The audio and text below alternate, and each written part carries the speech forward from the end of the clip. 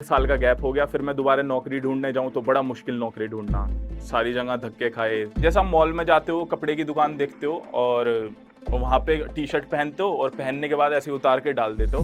फिर उतारने के बाद जो उसे तह मारता है ना कपड़े को, वो तह मारने वाला लड़का था मैं। मैंने एक बिज़नेस स्टार्ट करा।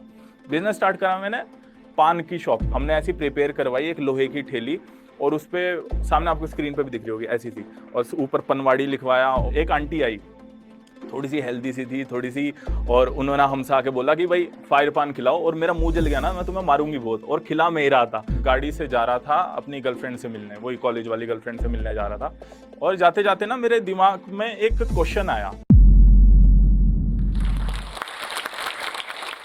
दोस्तों आज से 2.5 साल पहले जाएँ तो एक लड़का जो निराश सा है अपनी ज़िंदगी में, हारा हुआ सा फ़ील कर रहा है, जो बहुत कुछ बड़ा तो करना चाह रहा है, पर कर नहीं पा रहा, उसे रास्ता नहीं मिल रहा। उस टाइम वो लड़का, मतलब मैं, शिवम मलिक, 15,000 रुपए की जॉब कर रहा था। बट ठीक है, कोई दिक्कत नहीं है, मेहनत करी है मैंने ज़िंदगी में, आज यहाँ पे पहुँचा हूँ, आप भी मेहनत करोगे, कोई भी मेहनत करेगा, डेडिकेशन है तो आप भी पहुँच सकते हो। और वो 15,000 से लेके महीने के 12 से 15 लाख के बीच में। मैं ये नहीं कह रहा, पैसे नहीं बता रहा आपको कि ऐसे कि मेरे पास पैसा है। मैं ये कह रहा हूँ कि अगर एक मिडिल क्लास परिवार का एक छोटा-सा इंसान यहाँ पे पहुँच सकता है, तो अगर कुछ लोगों की ये बात सुन के, मेरी बात सुन के आग लगती है उनके दिल में, तो या आपके सामने यहाँ पे ऐसे आना सफल हो जाएगा एकदम। तो मेरे पापा ही पूरे अपने घर में एक अकेले ऐसे इंसान थे जिन्होंने सरकारी नौकरी प्राप्त करी और वहाँ से गाँव से निकल के इधर आए, दिल्ली में आए। मुज़फ़्फ़रनगर है हमारा गाँव, तो वहाँ से निकल के हम दिल्ली में आए। पापा सिर्फ़ अकेले ऐसे थे, जब आए तो 1400-1500 रुपए सैलरी थी उनकी। बट उन्होंने कभी भी ऐसा महसूस नहीं होने दिया मुझे कि कम पैसे हैं और तेरी ख्वाहिशें हम पूरी नहीं कर पाएँगे। अपना बोलते हैं ना कि माँ-बाप अपना पेट काट के बच्चों को खिलाते हैं, वो चीज़ ही मेरे साथ हुई थी स्टार्टिंग से ही। स्कूल में मेरा नेचर स्वभाव ना थोड़ा कुछ ऐसा था कि मतलब लड़कियों से बड़ा दूर भागना, लड़कियाँ आई तो गाल लाल हो गए, पसीना आना शुरू हो गया, बड़ी शर्म आती थी मुझे। और ज़्यादा घुलता-मिलता नहीं था लोगों में, कम बातें करता था। इंट्रोवर्ट बोलते हैं ना, थोड़ा-थोड़ा वैसा था। लड़की ने आके एक ने प्रपोज़ किया मुझे, मैंने अगले दिन मम्मी को जाके बताया, "मम्मी, मम्मी मुझे आई लव यू" बोल दिया। उसने आके ऐसे ब्लैक बोर्ड पे लिख दिया क्योंकि मुझे चीज़ें बिल्कुल समझ नहीं आती थी ये। स्टार्टिंग से मैंने सिर्फ़ एक ही चीज़ पे फ़ोकस करा कि 10-15 दोस्त होने की जगह 2-3 अच्छे दोस्त हों, पर बेहतर हों, बेहतरीन हों, कि क्वालिटी पे ज़्यादा ध्यान देना है, क्वांटिटी पे नहीं देना। बचपन से ये चीज़ थी मेरे अंदर। मम्मी-पापा भी ये चीज़ सिखाते थे कि अगर बाहर लड़ाई करके आएगा, तो बाहर वालों को कुछ नहीं कहेंगे हम, जब तू घर में आएगा, जब तेरी पिटाई करेंगे कि तू बाहर लड़ के क्यों आया? तो लड़ाई-वड़ाई भी बिल्कुल दूर, लड़कियों से भी बिल्कुल दूर, शर्म वगैरह बहुत ज़्यादा आती थी मुझे, तो ऐसे कर के ना मेरा स्कूल बीत गया, ज़्यादा दोस्त नहीं थे, बड़ा सिंपल सा गया, साधारण सा गया। मैं आपको बता दूँ कि स्कूल में, कॉलेज में आप ऐसा मत समझना कि Shivam Malik educational, motivational videos बनाता है। आज मेरे मतलब अ, होंगे 2 करोड़ लोगों के आस-पास हैं चाहने वाले फॉलोअर्स, पर ठीक है, मैं मेहनत करता हूँ, उस वजह से वो चीज़ हुई है। पर ऐसा मत समझना कि मैं 90 या 95 वाला टॉपर बच्चा रहा हूँ। मैंने हाँ, मेहनत करी है, कुछ अलग करा है ज़िंदगी में, बट ऐसा नहीं है कि ज़्यादा नंबर आने पे ये कुछ अलग सबकी ज़िंदगी में होता है। मेरे 60, 65, 70 इसके आस-पास ही नंबर घूमते रहते थे। तो मैंने ग्रेजुएशन और पोस्ट ग्रेजुएशन करी है। बीबीए और एमबीए करी थी मैंने, 5 साल का कोर्स होता है। और ये जैसे मैंने खत्म करी, अपनी पढ़ाई खत्म करी, इधर भी मेरे 60 से 70 के बीच मार्क्स थे। बट ऐसा हुआ कि जब प्लेसमेंट की बारी आई तो सारे बच्चे जब जॉब के इंतज़ार में होते हैं प्लेसमेंट के कि अब जॉब लगेगी, सारे बैठते हैं, इंटरव्यू देते हैं। जो मेरे दोस्त थे जिनके 90 से 95% थे, मतलब 98% वाले भी, वो इंटरव्यू क्रैक नहीं कर पा रहे थे और सच में हुई थी ये चीज़, और मैंने 3 इंटरव्यू क्रैक करे थे। अब मुझे नहीं पता, पर सबसे ज़्यादा जो इंटरव्यू ले रहे थे उन्होंने बोला कि कम्युनिकेशन स्किल्स और कॉन्फिडेंस 2 ही चीज़ देखी जाती है कि इंटरव्यू को क्रैक करने में। तो वो चीज़ में तुम्हारा भाई बिल्कुल परफेक्ट था और वो करी मैंने और 3 जॉब मेरी लगी, और पहली जॉब मैंने करी एप्पल इंडिया में। आपने देखा होगा वो आईफ़ोन आता है एप्पल मोबाइल, उसमें मैं रिटेल स्टोर मैनेजर था, तो मैंने नौकरी करी वो। बस स्टार्टिंग में उनका ऐसा था कि स्टार्टिंग के 3 महीने तक आपको जॉब में कम पैसे मिलेंगे, 10,000 मिलेंगे, या फिर बाद में आप पक्के हुए तो है, होता है ऐसा स्टार्टिंग में, जो नए फ्रेशर्स होते हैं उन्हें बड़ा स्ट्रगल करना पड़ता है। तो जॉब लगी, ठीक है, लग गई। जॉब लगी तो पापा की थोड़ी तबीयत खराब हो गई। मेरी जॉब लगी थी घर से 100 डेढ़ 100 किलोमीटर दूर, और पापा की तबीयत खराब हो गई। फिर पापा को थोड़ी-सी परेशानी थी हड्डियों की, तो ऑपरेशन वगैरह होना था। तो उसके लिए मैंने जॉब छोड़ के मैं घर चला गया। जब मैं घर गया जॉब छोड़ के, तो उसमें गैप आ गया मेरे जॉब में, कि 1 से डेढ़ साल का गैप आ गया, क्योंकि परेशानी पापा को बहुत ज़्यादा थी और मेरा कोई भाई-बहन है नहीं और मैं अकेला हूँ, तो मुझे ही सँभालनी पड़ी ये सारी चीज़ें। जब मैं घर गया और 1 डेढ़ साल का गैप हो गया, फिर मैं दोबारा नौकरी ढूँढने जाऊँ तो बड़ा मुश्किल नौकरी ढूँढना। सारी जगह धक्के खाए कि भाई इंटरव्यू ले लो, अच्छी नौकरी मिल जाए, बट बड़ा मुश्किल होता था कि भाई आपके गैप आए हैं ऐसा कि अब हम नई जॉब नहीं मिलेगी या बहुत कम सैलरी मिलेंगी। कोई-कोई तो ऐसा बोलता था कि स्टार्टिंग के 2-3 महीने फ्री में काम करो। तो 1 डेढ़ साल तक जो घर बैठा वो ऐसा डिप्रेसिंग टाइप हो गया और टेंशन होने लगी कि यार एक भी पैसा नहीं आ रहा और घर वालों के लिए भी सोचना है और पापा भी बीमार हैं, सारी चीज़ें देखनी थी। पापा सरकारी नौकरी में है, क्राइम ब्रांच में मेरे, बट एक्टिव तो रहना ही पड़ता है अगर एक नौकरी में आपको सक्सेसफुल होना है। पापा भी बीमार चल रहे थे उस टाइम, तो बड़ी टेंशन थी, भाई-बहन कोई मेरा था नहीं। तो करके ऐसे कर के मेरी दूसरी जॉब लगी, डिकैथलॉन में जॉब लगी मेरी। डिकैथलॉन में मेरा काम था कि डिकैथलॉन एक ब्रांड है जहाँ पे स्पोर्ट्स के सामान मिलते हैं, मतलब टी-शर्ट भी हो सकती हैं वो, क्रिकेट के लिए बैट बॉल भी हो सकता है या बैडमिंटन हो सकता है या बास्केटबॉल के लिए फुटबॉल। तो मेरा डिपार्टमेंट था कि मैं जिम डिपार्टमेंट में था, क्योंकि जिम वगैरह का मुझे क्रेज़ था थोड़ा, वो पतले होने के बाद हो गया था क्रेज़। तो उसके बाद मेरा वहाँ पे सिलेक्शन हुआ और सिलेक्शन जब मेरा हुआ तो वहाँ पे मेरे डिपार्टमेंट में बहुत सारी टी-शर्ट्स होती थी। ये टी-शर्ट हम पहनते हैं। तो जैसा आप मॉल में जाते हो, कपड़े की दुकान देखते हो और वहाँ पे टी-शर्ट पहनते हो और पहनने के बाद ऐसे ही उतार के डाल देते हो। फिर उतारने के बाद जो उसे तह मारता है ना कपड़े को, वो तह मारने वाला लड़का था मैं। वो ये चीज़ होती थी वहाँ पे और लगता था कभी-कभी एमबीए करने के बाद तुम तह मार रहे हो, ये कर रहे हो। भाई इंडिया में अगर बहुत ही बड़े कॉलेज से एमबीए कर रहे हो, तो तुम्हारे अच्छे से अच्छे पैकेज लगेंगे, वो भी बहुत कम बच्चों के लगेंगे। पर अगर तुम प्राइवेट से कर रहे हो और ठीक है नॉर्मल है, तो अपना 20-25 हज़ार में ही गुज़ारा करना पड़ेगा तुम्हें। तो दिन की कम से कम 500 हज़ार टी-शर्टें हो जाती भाई। टी-शर्टें तह मारते अभी भी मैं इतना परफेक्ट हो गया कि 3 सेकंड के अंदर टी-शर्ट की तह मार सकता हूँ। तो ये चीज़ करते-करते कभी मम्मी को भी बताता, मम्मी भी कहती कि यार मेरा बेटा ये क्या काम कर रहा है? कोई नहीं मम्मी, स्ट्रगलिंग टाइम है, करो मज़ा आ रहा है। मोटिवेशन मिलती थी खुद से ही, खुद को देख के कि जब रात को सोते थे तो ऐसा लगता था कि एक मूवी चल रही है। जैसे कोई पुरानी पिक्चर चल रही है, मेहनत कर रहे हैं, आगे जाके कुछ बदलेगा। एक दिमाग में ना एक आस थी कि कुछ ना कुछ तो चेंज होगा ज़रूर। उसके बाद मम्मी ने कहा कि अच्छा एक काम करते हैं, पंडित जी के पास चलते हैं, वहाँ पे देखते हैं, तेरे हाथ दिखाते हैं, राशि दिखाते हैं कि तेरी ज़िंदगी में क्या हो रहा है या क्या होगा आगे जाके। तो भाई हम पंडित जी के पास गए और ठीक है भाई, जब आदमी को प्यास लगती है, भूख लगती है, वो सारी जगह कहीं भी जाता है और हर चीज़ में यकीन करता है, हर चीज़ में विश्वास करता है। तो हमने भी कहा ठीक है चलो मम्मी चलते हैं, देखते हैं हम कब बनेंगे करोड़पति। उसके बाद जाके पंडित जी को हमने हाथ दिखाया। हाथ देखते पंडित जी की जो आँखें थी वो खुली रह गई, वो शॉक हो गए। वो बोल रहे कि आपका बेटा पिछले जन्म में राजा था, महाराजा था। मुझे पहले बहुत हँसी आई, भाई क्या कह रहे हो ये बात? उन्होंने कहा नहीं सीरियस हो जाओ। उन्होंने मेरा हाथ देखा, ये आपको मेरा हाथ अगर यहाँ पे दिख रहा हो ऐसे, तो ये हाथ बिल्कुल सीधी लकीर है। उन्होंने बोला कि मैंने आज तक अपनी लाइफ में ऐसी सीधी लकीर नहीं देखी किसी के हाथ में। मैंने भी जाके गूगल पे सर्च करा 1% लोगों के होती है वर्ल्ड में, तो मुझे भी यकीन हुआ कि हाँ भाई, अब तो कुछ बदलने वाला है ज़िंदगी में। तो ऐसे करके उन्होंने कहा कि ठीक है, अच्छा टाइम आएगा। तो कॉन्फिडेंस आता है ऐसे आस-पास के लोग पॉजिटिव बातें करें, मोटिवेट करें तो ठीक है। वो चीज़ हुई, फिर मैंने सोचा कि भाई मेरी उम्र के लड़के सब बिज़नेस कर रहे हैं, सब अपना कुछ अच्छा कर रहे हैं ज़िंदगी में, मैं भी कुछ बिज़नेस करता हूँ। तो डिकैथलॉन एक ऐसे शॉप थी, एक डब्बे की तरह शॉप थी, जैसे बिग बाज़ार होता है, वैसे मैं अंदर जॉब करता था, तो मैंने सोचा एक बिज़नेस करा जाए। मेरा एक ही दोस्त है, मतलब दोस्त हैं, 2-3 हैं, पर जो एक इतना ख़ास दोस्त है उसका नाम सन्नी है और मम्मी-पापा के बाद मैं उसे मानता हूँ। तो उसके साथ मिलके मैंने एक बिज़नेस स्टार्ट करा। बिज़नेस स्टार्ट करा मैंने पान की शॉप का। मैंने सोचा कि यार ग्रेटर नोएडा की बात है, तो मैंने सोचा कि ग्रेटर नोएडा में एक पान की दुकान नहीं है। पान की वैसी नहीं, वो तम्बाकू-वम्बाकू वाले। चॉकलेट पान, फायर पान, गोंडी पान, स्ट्रॉबेरी पान, वेनिला पान, ये हमने कनॉट प्लेस में खाए थे सबसे पहले। तो हमने सोचा ग्रेटर नोएडा में ये चीज़ लाई जाती है और ये बिज़नेस बहुत ज़्यादा हिट करेगा। तो हमने एक ठेली प्रिपेयर करी। ठेली जैसे आपने देखा होगा वो आइसक्रीम वाला साइकिल चलाता है और पीछे पूरी की पूरी आइसक्रीम का डब्बा होता है। हमने ऐसी प्रिपेयर करवाई एक लोहे की ठेली और उसपे सामने आपको स्क्रीन पे भी दिख रही होगी ऐसी-सी, और ऊपर पनवाड़ी लिखवाया और बहुत सारे बैनर लगाए और डिस्काउंट चलाया और मतलब हमने बिल्कुल पूरा दिमाग लगाया और डिकैथलॉन के बाहर ही मैंने उसे अपनी ठेली को बाहर खड़ा कर दिया और सब डिकैथलॉन में शोर मच गया। वो जो मेरे साथ वाले स्टाफ थे, वो भाई शिवम ने अपना बिज़नेस शुरू कर लिया, अब ये करोड़पति बन जाएगा, इसके हाथ की लकीर भी ऐसी है। तो वहाँ पे भाई ये चीज़ बिज़नेस वगैरह शुरू हुई और भाई स्टार्टिंग में तो जो सैटरडे संडे में ज़्यादा भीड़ होती थी वहाँ पे, कपड़े खरीदने आते थे जब लोग, तो बहुत पान बिके। हमने 2-3 हज़ार रुपए कमा लिए 2 दिन के अंदर ही, तो हमें लगा भाई किस्मत चमकनी शुरू हो गई। पर ये तो भाई पहली बारी था और पहली बारी में कोई एकदम से कामयाब हो जाए तो बहुत ही ज़्यादा मुश्किल गेम है। उसके बाद मंडे से लेके फ्राइडे तक हमारे पान ना बिकते, हम बड़े परेशान आ गए। यहाँ पे ना शादी के बैंक्वेट हॉल थे बहुत ज़्यादा ग्रेटर नोएडा में। तो हमने सोचा कि भाई कस्टमर हमारे पास नहीं चल के आ रहे तो हम कस्टमर के पास जाते हैं, हम इन्हें खुद पान खिलाते हैं।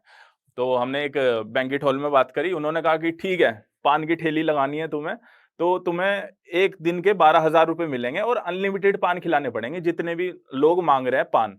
मैंने सोचा कि ठीक है, कम खिलाए तो फ़ायदा होगा, ज़्यादा खिलाए तो देखी जाएगी। अब 12,000 रुपए मिल रहे हैं 1 दिन के, तो क्या दिक्कत है। तो भाई जब रात को गए, हमारे पास एक ही बंदा, क्योंकि भाई बंदे को भी तो पैसे देने पड़ते हैं, वो पान वगैरह खिलाएगा और वो सारी चीज़ मैनेज करेगा। अब सन्नी और मैं खड़े हैं, अब इतनी सारी जनता आ गई, कोई आंटी आ रही है, कोई लड़की आ रही है, कोई और आ रहे हैं शादी-ब्याह में जैसे होता है भीड़-भाड़, वो कहते हो भाई खिलाओ हमें पान खिलाओ। अब सन्नी और मैंने सोचा भाई खुद ही खड़ा होना पड़ेगा, भूल जाओ अपना बिज़नेस है, कोई दिक्कत नहीं है। तो जैसे बैंड बाजा बारात मूवी में वो सब चीज़ करते हैं, तो भाई हम भी ऐसे ही जाके खड़े हो गए और हमने पान खिलाना शुरू कर दिया। एक आंटी आई, थोड़ी-सी हेल्दी सी थी, थोड़ी-सी, और उन्होंने हमसे आके बोला कि भाई फायर पान खिलाओ, और मेरा मुँह जल गया ना, मैं तुम्हें मारूँगी बहुत, और खिला मैं ही रहा था। और साथ में वो लोकल शादी और आस-पास के जो बंदे थे वो भी लोकल ही थे, और वो सब ऐसे घेर के खड़े हमें आपस में और बोलते कि भाई अगर तूने मुँह जला दिया ना इससे फायर पान से, तो तुम घर नहीं जाओगे। तो भाई एक तो हमें गुस्सा भी आ रहा कि हम कोई ऐसे भाई गिरे-विरे लोग तो हैं नहीं, ऐसे सामने से आके हमें कोई कुछ भी बोल रहा है। पर हमें ये भी लग रहा है कि भाई बिज़नेस है, कोई दिक्कत नहीं है, काम छोटा-बड़ा नहीं होता, अपना ही काम है, थोड़ा-सा सुन लेते हैं। बट ठीक है, उसका मुँह नहीं जला, उसे हमने पान खिला दिया। ऐसे पान के पत्ते में हमने वो रेसिपी हमने बनानी सीखी थी, चांदनी चौक में जाके ये सारी चीज़ें सीखी, और पान में ऐसे आग लगाई, पान में आग लगी और आंटी के मुँह में पान दे दिया हमने और आंटी भी खुश, हमारे भी पैसे बन गए, और ऐसे कर के भाई 1-2 बज गए रात के, और फिर जब हमें 12,000 मिले ना, बड़े खुश हुए हम, मज़ा आ गया भाई। अगले दिन फिर हमने दावत करी वही शाही पनीर, बटर नान की, क्योंकि सिगरेट, शराब की मुझे कोई लत वगैरह ऐसा कुछ है नहीं हिसाब-किताब। 1-2 महीने हुए, हमारा पान का काम ठीक-ठाक चल रहा था। जो हम पान बना रहे थे, थोड़े दिन तक वो बिकते नहीं थे, तो वो खराब हो जाते थे, ठेली के अंदर रखे-रखे। गर्मी का टाइम वैसे ही था, रात को ठेली खड़ी कहाँ पे करें, वो भी दिक्कत थी, उसके अलग से पैसे देने पड़ते थे, तो बहुत ज़्यादा बर्डन होता जा रहा था। और लास्ट में जाके एक बात समझ आई कि 2 काम एक साथ नहीं हो सकते। बहुत 2 बड़ी-बड़ी नौकरी की, बिज़नेस पे भी पूरा ध्यान दे लूँ मैं, डिकैथलॉन भी कर लूँ, या तो वो चीज़ आधी हो रही थी या वो चीज़ आधी हो रही थी, दोनों चीज़ अच्छे से नहीं हो रही थी। तो वो पान वाला काम, बड़ा दुःख हुआ, दर्द हुआ, और वो बंद करना पड़ा। उसकी वजह से ठेली की टाँग भी टूट गई थी, रास्ते में चलते हुए एक बाइक वाले ने ठोकी, हमारी ठेली भी टूट गई। उसके बाद पान का काम बंद कर दिया, आँखों में आँसू थे, बट कोई दिक्कत नहीं है, फिर सोचा चलो ज़िंदगी है। फिर वो डिकैथलॉन की जॉब छोड़ दी। मैंने सोचा भाई अब जॉब भी दूसरी पकड़ते हैं, बिज़नेस नहीं हुआ तो पैसे कहीं और से कमाएँगे। फिर करी मैंने बैंक में नौकरी। बैंक में बड़ी मुश्किल से नौकरी लगी, बहुत सारे इंटरव्यू दिए इधर-उधर। बैंक में नौकरी जब लगी तो उन्होंने कहा भाई तुम्हारा तो रिटेल वाला बैकग्राउंड है, ये बैंक वाला तो अलग है, यहाँ पे तुम फ्रेशर की तरह काउंट होंगे, 15,000 रुपए मिलेंगे। डिकैथलॉन में वरना मुझे 20 से 25,000 मिलने स्टार्ट हो गए था, फिर मैं दोबारा घूम फिर के 15,000 रुपए पे आ गया। ठीक है भाई, 15-20 हज़ार रुपए पे आ गया मैं, फिर करने लगा मैं जॉब, 1 साल करी, 1.5 साल करी। पर साथ में ना बचपन से एक मेरे दिमाग में एक कीड़ा था, एक शौक था कि मुझे एक और चीज़ नहीं करनी है, कि भाई फ़िल्मों में आना है। और हाइट मेरी 6 फुट 1 इंच हो गई थी, तो आस-पास वाले बोलते थे, तो और लगता था कि भाई हाँ, आ सकता हूँ, शक्ल भी ठीक हो रही थी पतला होने के बाद, तो ये लगा कि ठीक है, कर सकते हैं। तो मैंने सोचा कि क्या करूँ, कैसे जाऊँ फ़िल्मों में? घरवाले बोलते थे, "भाई मुंबई में जाएगा तो बॉलीवुड वाले तेरी किडनी-विडनी बेच देंगे।" भाई घरवालों के, ये तो हमारे पुराने ख़यालात के हैं, तो जैसे उन्हें बातें बोली जाती थी, तो उनके दिमाग में ऐसी बातें हैं। तो मैंने सोचा कि टिकटॉक पे वीडियोज़ बनाते हैं। टिकटॉक का नाम म्यूज़िकली था पहले, तो वहाँ पे वीडियोज़ बनाई, कबीर सिंह की एक्टिंग कर ली, कभी कुछ कर ली, कुछ नहीं पता था, ऐसी ही वीडियो बना ली खुश रहने के लिए, कि थोड़ा-सा फ़ील आए कि हम भी बॉलीवुड के हीरो हैं या हम भी एक्टिंग कर रहे हैं। तो ऐसी वीडियोज़ बनाते-बनाते हो गए होंगे मुझे 3-4 महीने हो गए होंगे, डेली वीडियोज़ बना रहा हूँ, कुछ फ़ायदा नहीं हो रहा है और व्यूज़ नहीं आ रहे हैं। बट मुझे व्यूज़ वगैरह का कुछ भी नहीं था, बस ये था कि वीडियोज़ बनाऊँ, अपने अंदर का जुनून है ना, वो निकालूँ। तो ऐसे ही करोल बाग की बात है, मैं गाड़ी से जा रहा था अपनी गर्लफ्रेंड से मिलने, वही कॉलेज वाली गर्लफ्रेंड से मिलने जा रहा था, और जाते-जाते ना मेरे दिमाग में एक क्वेश्चन आया, तो मैंने गाड़ी को साइड में लगाया सर्विस रोड पे और क्वेश्चन पूछा, टिकटॉक की वीडियो मतलब टिकटॉक एप्लीकेशन ऑन करके एक वीडियो रिकॉर्ड करी कि दोस्तों एक सरकारी नौकरी से रिलेटेड मैं आपसे एक क्वेश्चन पूछता हूँ। तो मैंने एक क्वेश्चन पूछा, और जैसे मैं वो वीडियो बनाई, अपलोड कर दी, मैं गया गर्लफ्रेंड के साथ, खाया-पिया, गोलगप्पे-वोलगप्पे, घर आया। जब घर आया तो सारी जगह से फ़ोन आने शुरू हो गए कि भाई तू तो स्टार बन गया। अगले दिन जब मैं उठा कि सब बोल रहे रातों-रात स्टार बन गया, 80 मिलियन, 100 मिलियन एक ही वीडियो पे, और 2-3 हज़ार से फॉलोवर मेरे 3 साढ़े 3 लाख हो गए सिर्फ़ एक ही वीडियो से। टिकटॉक पे बहुत आसान होता था फॉलोवर्स बढ़ना। तो वो वीडियो बनाने के बाद मैंने सोचा कि भाई अब मेरे हो चुकी है रेलगाड़ी स्टार्ट, अब मुझे इसे धक्का देना है, जितनी ज़्यादा कोशिश करूँगा उतने ज़्यादा मैं आगे जाऊँगा।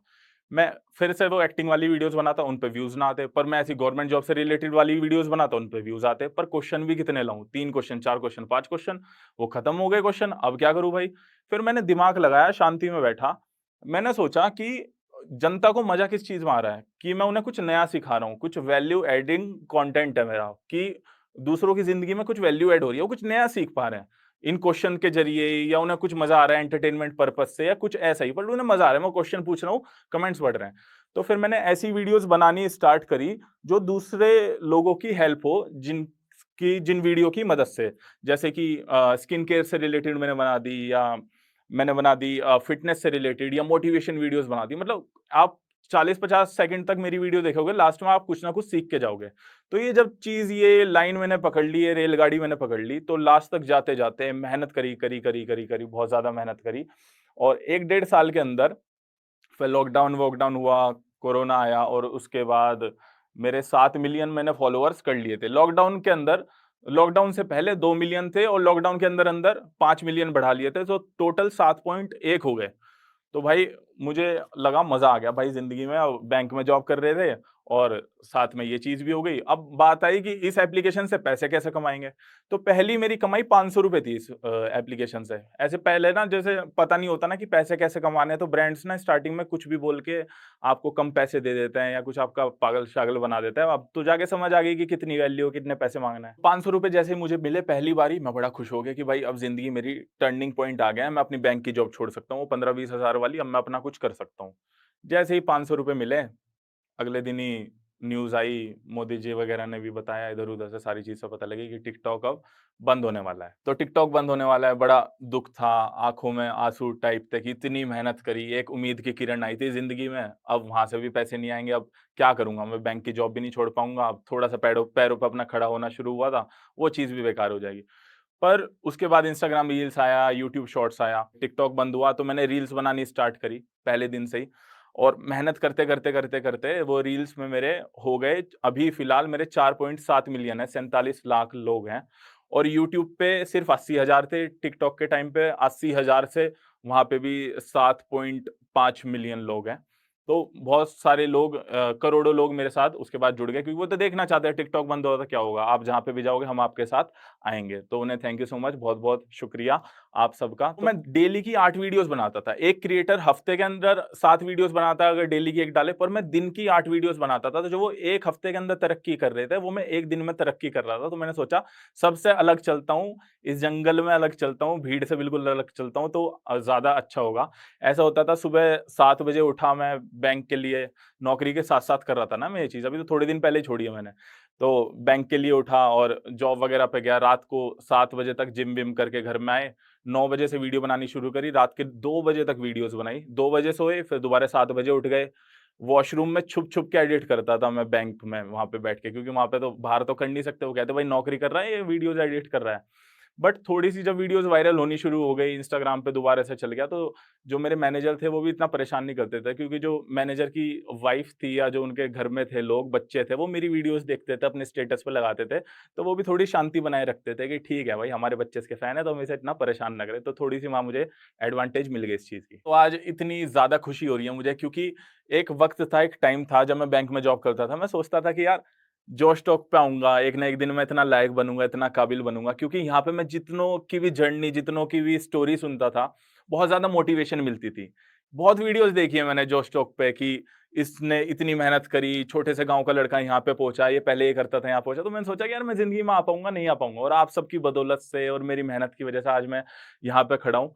पर ये प्लेटफ़ॉर्म जो है, जोश टॉक जो है, और ये एक हमारी सोसाइटी पे बहुत अच्छा इम्पैक्ट डाल रहा है। मतलब जो इंसान निराश हैं, जो हार मान गए हैं, क्या पता 100 वीडियो में से कोई ना कोई एक वीडियो आपको ऐसी हिट कर जाए कि आपके अंदर वो आग जल जाए। मेरे अंदर भी आग जली है, बहुत सारी वीडियोज़ देख के, और क्या पता मेरी ज़िंदगी आज ऐसे ही बदली हो। ऐसे ही आपको एक्सप्लोर करते रहना चाहिए, अच्छी-अच्छी चीज़ें देखते रहनी चाहिए, जो प्लेटफ़ॉर्म कुछ अच्छा प्रोवाइड कर रहा है। दोस्तों, इस सफ़र में ना मैं सिर्फ़ एक ही बात सीखा हूँ, और आपसे भी बस यही कहना चाहूँगा कि मैं साईं बाबा को बहुत ज़्यादा मानता हूँ, और मैं एक चीज़ मानता हूँ कि अगर आप ₹100 कमा रहे हो, तो 10 से ₹15 ज़रूरतमंद लोगों को, गरीब लोगों के लिए, या जिन्हें ज़रूरत है, उन्हें ज़रूर दें, क्योंकि ऊपर वाले ने आपको अगर जेब में पैसा दिया है, वो इस वजह से दिया है कि आप दूसरों की मदद कर पाओ। भगवान जी खुद तो उतर के नहीं आएँगे, तो आपको ही अच्छे काम करने पड़ेंगे, बहुत अच्छा फ़ील होता है। दूसरी बात ये है कि यार ज़िंदगी में कुछ भी कर लेना, कैसा भी कर लेना, किसी की आत्मा मत दुखाना, किसी का दिल मत दुखाना, किसी लड़की से झूठ मत बोलना अपने फ़ायदा निकालने के लिए, कुछ गलत चीज़ें करने के लिए, क्योंकि आप कर जाओगे और बाद में जाके कभी न कभी आप पे, वरना आपके मम्मी-पापा, आपके परिवार पे, बच्चों पे, किसी न किसी पे ज़रूर आती है। गलत करोगे तो कभी न कभी एक टाइम पे जाके भुगतनी पड़ेगी वो चीज़।